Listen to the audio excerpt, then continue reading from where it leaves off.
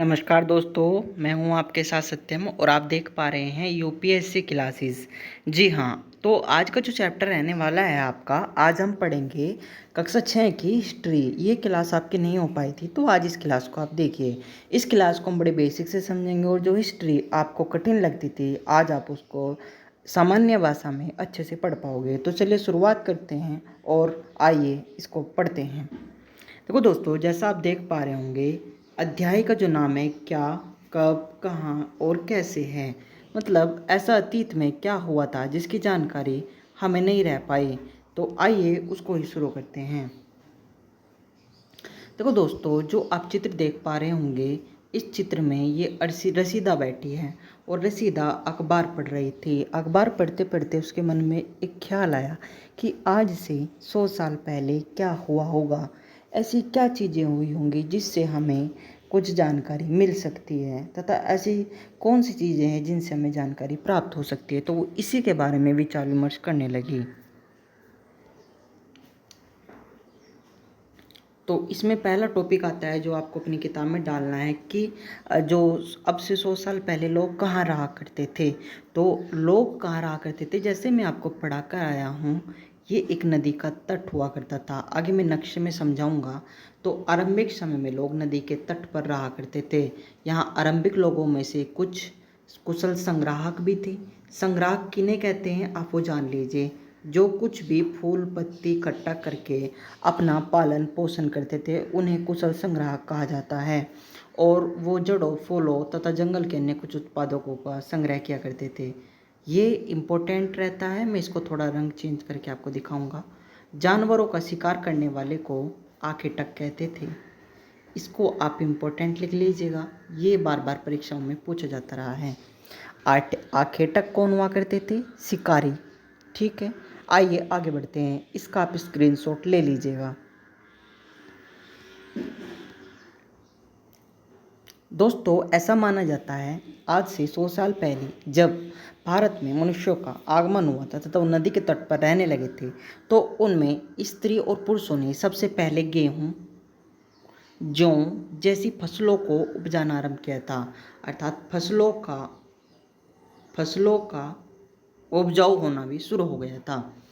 वे भेड़, बकरी, गाय, भैंस आदि पशुओं को पालतू बनाना शुरू कर दिया था। कुत्ते को सबसे पहला पालतू पशु माना गया है। कई बार एग्जाम में पूछा जाता रहा है कि कुत्ता जो था वो आपका पहला पालतू पशु था। ठीक है, और यहाँ से एक क्वेश्चन और आता है, चावल विद्या के मध्य के उत्तर में स्थित सबसे पहले उपजाया गया है। ये इम्पोर्टेंट लाइन है, आप इसको याद रखिएगा, इम्पोर्टेंट है। चावल स्थान विद्या के उत्तर में अपनाया गया। ठीक है, आइए आगे बढ़ते हैं।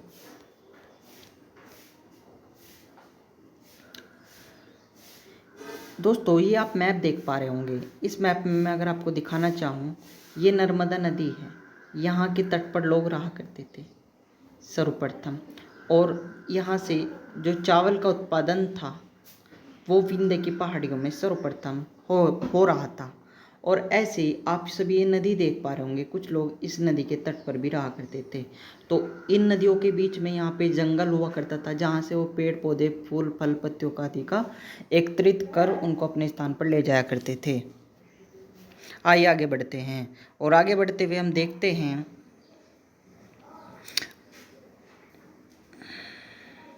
देश का नाम इंडिया क्यों पड़ा। ये बहुत इम्पोर्टेंट टॉपिक है, इसमें मैं छठी से ही जानकारी हो जाती है। आइए शुरू करते हैं। देखिए दोस्तों, भारत देश का नाम इंडिया क्यों पड़ा। दोस्तों, अपने देश के लिए हम प्राय इंडिया शब्द का प्रयोग करते हैं तथा भारत जैसे नामों का भी प्रयोग करते हैं। इंडिया शब्द इंड से निकला है, जिसे संस्कृत में सिंधु कहा जाता है। और दोस्तों, आज से लगभग 2500 वर्ष पूर्व उत्तर पश्चिम की ओर आने वाले ईरानियों और यूनानियों ने सिंधु को हिंदोस तथा इंदोस को इस नदी के पूर्व में स्थित भूमि प्रदेश को इंडिया का यानी भारत नाम का प्रयोग उत्तर पश्चिम में रहने वाले लोगों ने परत नाम का प्रयोग उत्तर पश्चिम में रहने वाले लोगों के एक समूह के लिए किया जाता है और इस समूह का उल्लेख संस्कृत के आरंभिक लगभग 3500 वर्ष पुराने कीर्ति ऋग्वेद में भी मिलता है। बाद में इसका प्रयोग देश के लिए होने लगा, अर्थात भरत के नाम पर भारत प्रयोग हुआ और इसका उल्लेख ऋग्वेद में मिलता है। तो आपको 2 लाइनें यहाँ से पकड़नी हैं कि भरत नाम का प्रयोग ऋग्वेद में उल्लेख मिलता है। ये 2 लाइनें यहाँ से इम्पोर्टेंट रहती हैं, इसलिए आप इसको पकड़ लीजिएगा। आइए आगे बढ़ते हैं। अतीत के बारे में कैसे जानें? देखो, अतीत के बारे में जानने के लिए आपका एक क्वेश्चन बनता है, तो आपको वहाँ पर सिंपल ही टिक लगा कर आना है कि जो पांडुलिपि होती है, जो पांडुलिपि होती है उससे हमें अतीत के बारे में जानकारी मिलती है। और पांडुलिपि ताड़पत्रों तथा हिमालय क्षेत्र में उगने वाले भुर्ज नामक पेड़ की छाल से विशेष तौर पर लिखी जाती है तथा तैयार होती है। तो 2 तरीके से आपको इसको क्वेश्चन को यहाँ से पकड़ना है, समझिए आप।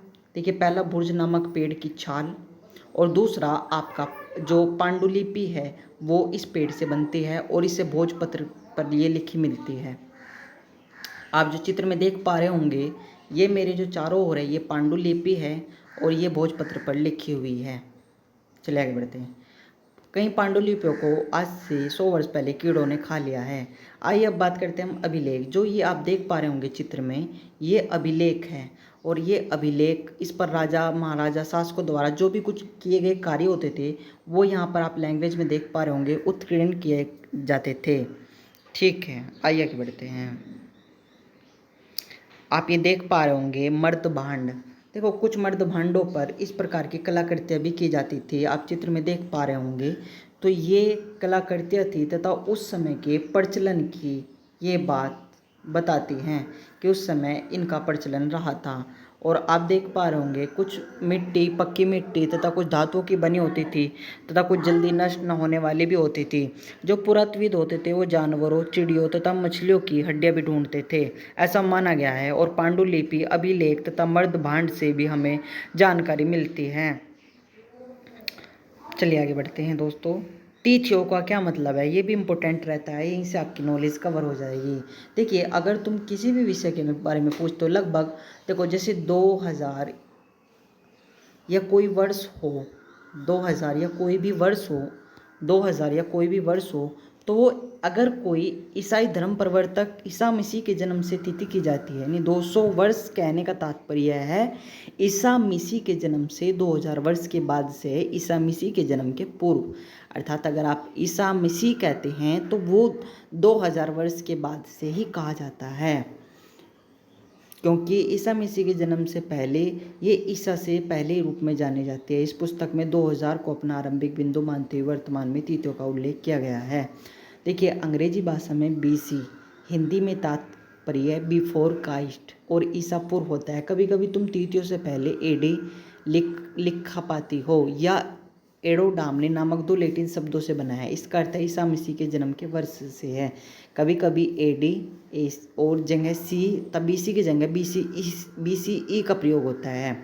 दोस्तों, अलग अलग कैलेंडरों में अलग अलग प्रयोग होता रहा है। लगभग 2 वर्ष पूर्व इसका आरंभ हुआ था। आइए आगे बढ़ते हैं। कभी कभी इस प्रकार के आप ये भी देखते हो, ये जो चित्र में आपको दिखा रहे हैं ये अभिलेख हैं और ये कठोर सतहों पर उत्कीर्ण करवाए जाते थे। इनमें कई सौ पूर्व आपको पता लगता है लिपि और भाषाओं का प्रयोग हुआ है। इस प्रकार की लिपियाँ हुआ करती थी जिनमें आज तक भी इनको इतिहासकार पढ़ने में असमर्थ रहे हैं और मिस्र की ये लिपियाँ हुआ करती थी। तो दोस्तों, आज की इस क्लास में हम इतना ही पढ़ेंगे। फिर मिलता हूँ आपके साथ नेक्स्ट क्लास के साथ। तब तक के लिए आपको जो क्वेश्चन दिए गए हैं, नर्मदा नदी में मतलब ये क्वेश्चन को आप सुलेख करना है, ठीक है। इनको आपको आपस में मिलाना है और अच्छे तरीके से इसका आप कमेंट में लिख देना है, ठीक है। तो फिर मिलता हूँ नेक्स्ट क्लास के साथ। तब तक के लिए जय हिंद, जय भारत, धन्यवाद।